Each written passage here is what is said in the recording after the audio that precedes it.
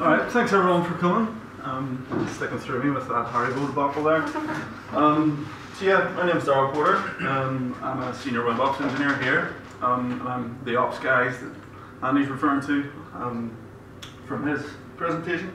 Unfortunately, I don't have any cool games like he did. We'll definitely have to look into that in the future. It's cool. So yeah, the reason I'm speaking to you today is to tell you about this WebOps role. Because it's a role that's pretty brand new into the IT industry.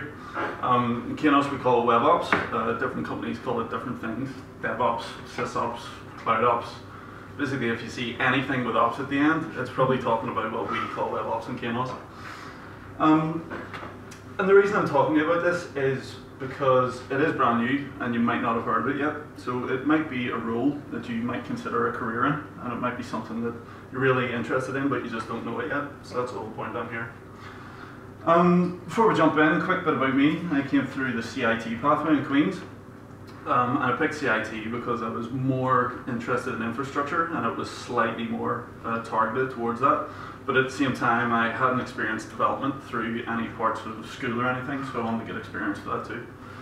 I joined Kainos back in 2011 as a placement infrastructure engineer. And over the course of my placement and through uni, it sort of firmed up that it was infrastructure I was interested in, but at the same time I still enjoyed some of the elements of programming. When I graduated, so I worked as a placement student here and then worked through my final year as part-time. And when I graduated, I was in a really fortunate position where like all the different business units we have in Kainos were needing people. And so I actually had an option of what way I wanted to take my career from there.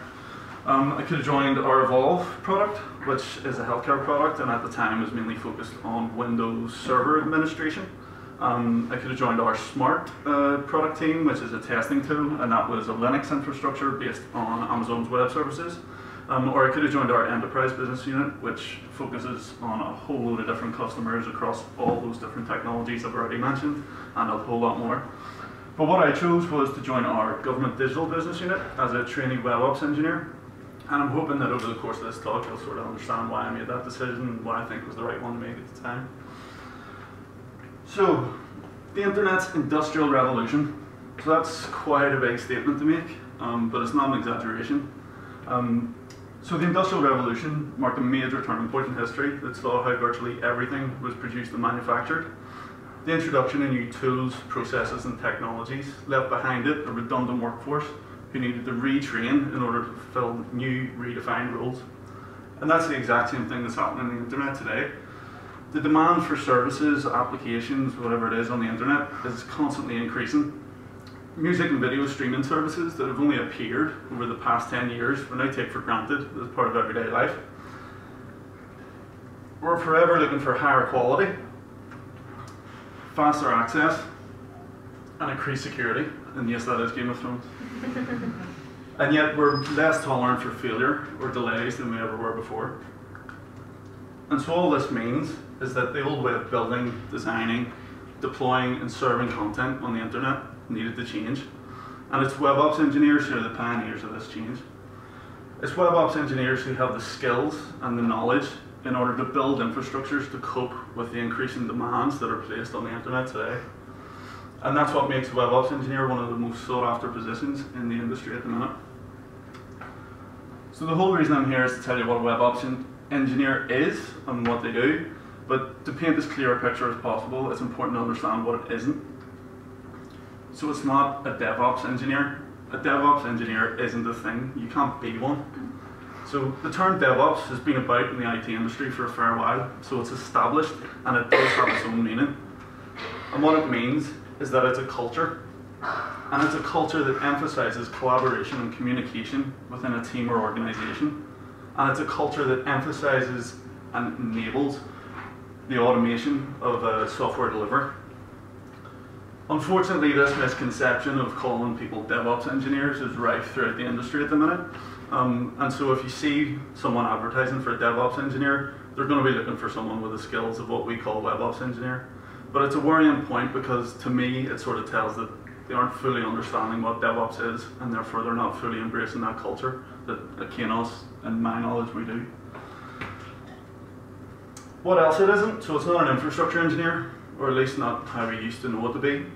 It's not a service desk engineer, or network engineer, or network admin, any of those things. These are all roles that are being redefined by this revolution, and they're being redefined and made more redundant with the introduction of the WebOps role. So yes, there are some shared aspects of, it's the wrong button. There are some shared aspects of all these roles that WebOps sort of encompasses, but WebOps has a very strong focus on something else that we'll talk about in just a few slides time. But this is something I really like personally about WebOps. It's not about being one thing. In some organizations, they might split their infrastructure teams up into silos. So they'll have a network team, a firewall team, a security team, and you'll be expected to just be an expert in that one area and have a real refined skill set. But WebOps isn't about that. WebOps isn't a silo, it's a capability. It's about being responsible and having in-depth knowledge of all of these things. And it's not just about knowing all about the infrastructure. You also need to know about the software development and the testing aspects of it too. So basically everything that's encompassed in a software delivery area, or software delivery project, sorry. So yes, it is mainly an operations focused role, mainly an infrastructure focused role, but it's no longer the afterthought to development that operations used to be. So it used to be the case where before Agile came around in waterfall terms, a development team would go off and create the application, and once that was finished, they'd throw it over the wall to the next silo, and then it would be the operations team's responsibility to figure out what it would take to host it and go off and do that. But like I said, it's not like that anymore. It's all about collaboration. So developers and operations work together right from the start of any software project. And what this means is that the engineers become more skilled. Operations guys have a better understanding of software development and a better understanding of the application. And vice versa, the developers become more aware of the operation concerns, so that what it results in is a better quality product at the end of the day.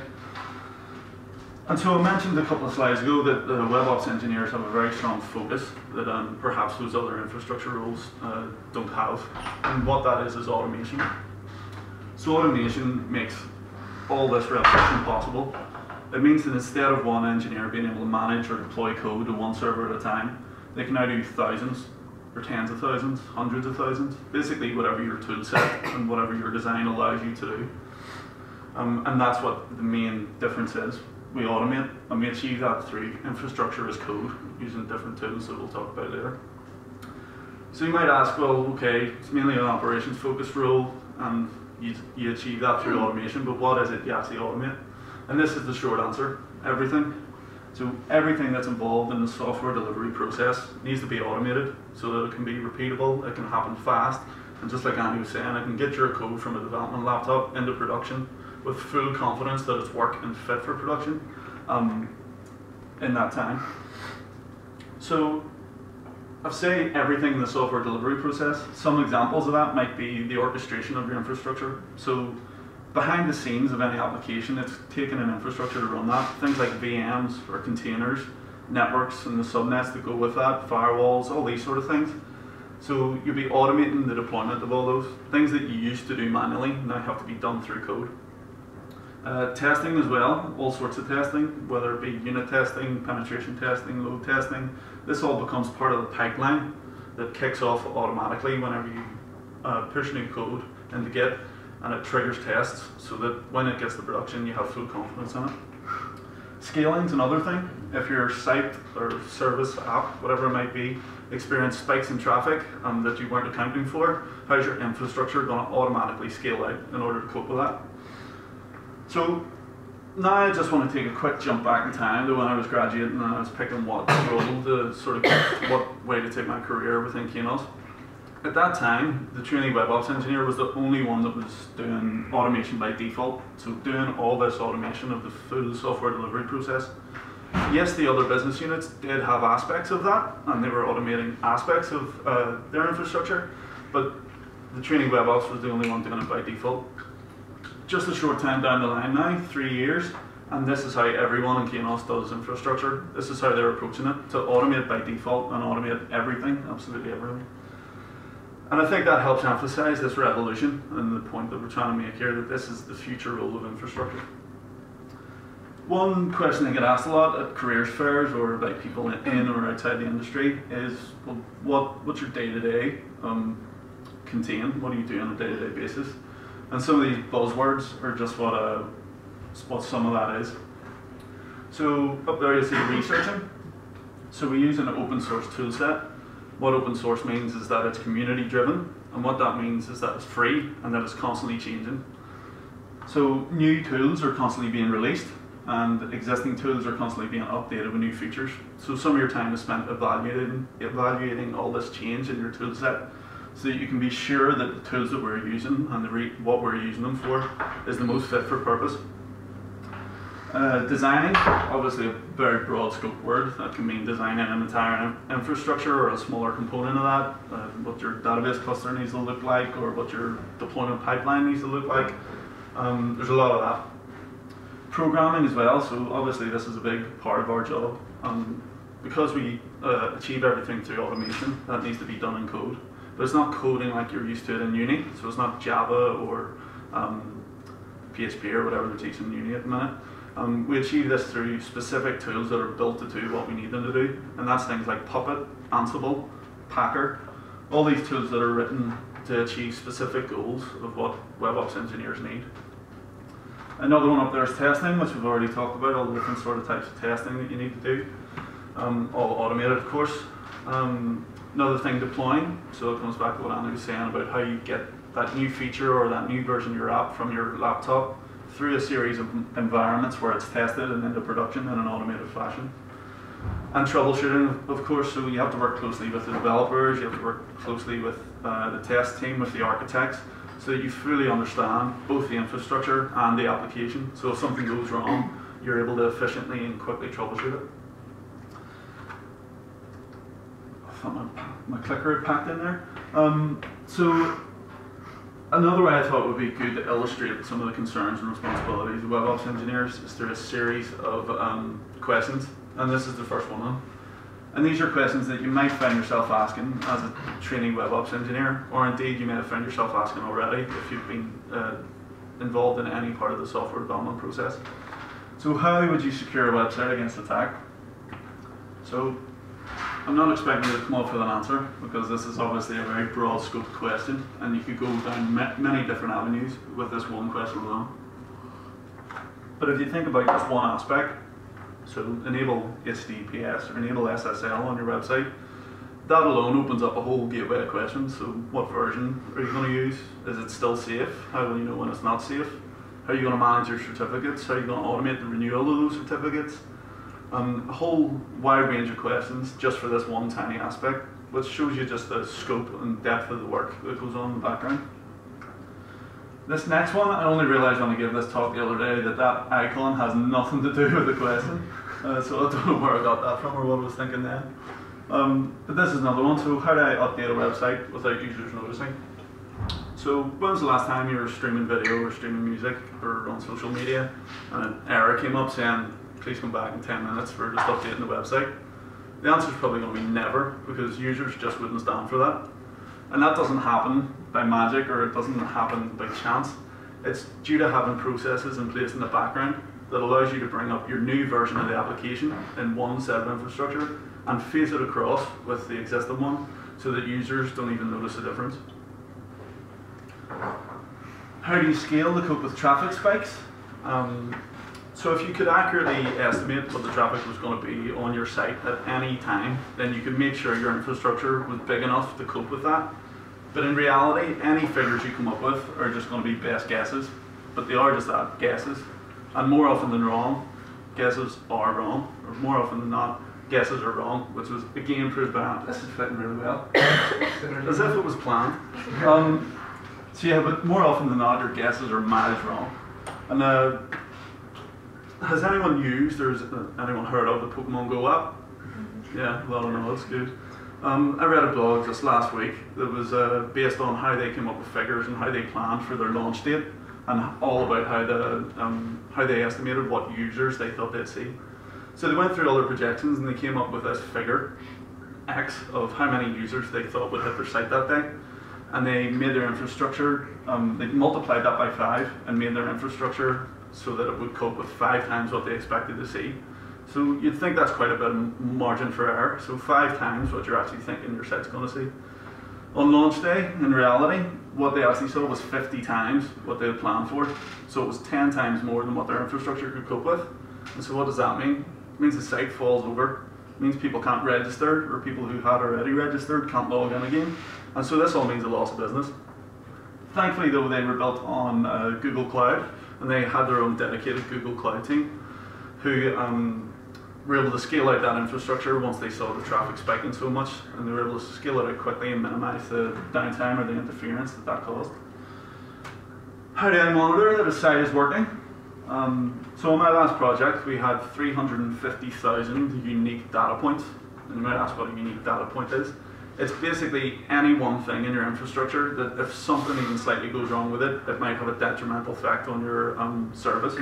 So that could be things like what your CPU usage is, or how much free disk space you have, how long it's taken a user to receive a response from the website, how long it's taken to write a record of the database, anything like that. So on that project, there's 350,000 of them, and that's just an insane figure. No person or no team of people could monitor that in an effective way, so it needs to be automated. This comes back again to something we've mentioned quite a lot. So how does a new feature get from a developer's laptop into the live site? And this is all through continuous delivery and continuous integration. And these are all things that WebOps engineers are responsible for. So this is some of the technologies we use. So I mentioned earlier we use all open source technologies. And some up here you'll recognize, but most of the major ones that we use you won't. So those are things like Puppet and Vagrant and Packer and Ansible and all those other things. As students, the only way you'll get exposure to these technologies is from going and having to play about with them yourself. Unis aren't teaching them. So if you were to go about and play with them yourself, whenever you're applying for graduate roles in WebOps, that's going to give you a huge step up. But having said that, we know that unis aren't teaching these, and so we don't expect you to be experts in them or really know them in depth whenever you come in. So if you're to come into Kainos, you're given all the training that you need in all these WebOps technologies that we use. And how we give that training is through the WebOps Academy. So excuse the 2015, I haven't been able to get the newer one yet. So we've run 5 of these academies so far. 4 have been out of our Gdansk office, and 1 has been out of here in Belfast. And we're planning to have another one next summer in line with the graduations. So this is the wee sales pitchy bit that I have to do. So yes, this is an 8-week internal training course, which means it's led by one of our internal senior or lead WebOps engineers. It takes place over 8 weeks, and over that 8 weeks you're taught all the concepts that you need to know, like continuous deployment, continuous delivery, integration, as well as agile and all those things. You're also taken through practicals in all those technologies that we mentioned, so you're sitting down with a lead or a senior engineer and he's taking you through everything that you need to know about those technologies. And then part of that 8 weeks is spent on a demo project. So you spend time on this project that's made to replicate what you would see in a real customer project. And what that is fully automating the deployment of a 3-tier web application in Amazon Web Services Cloud.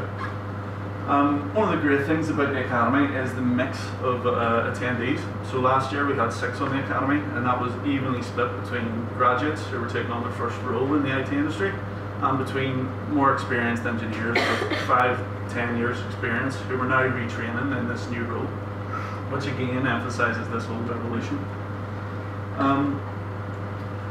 So yes, along the bottom, Kainos.com/grad, you'll see the WebOps Academy is one of those opportunities that are available. Applications are open at the minute, and I think they close around the 6th of November or around then. So if it sounds like something you're even remotely interested in, I would definitely have a look at that to check it out in more detail. I think that's everything I wanted to go through.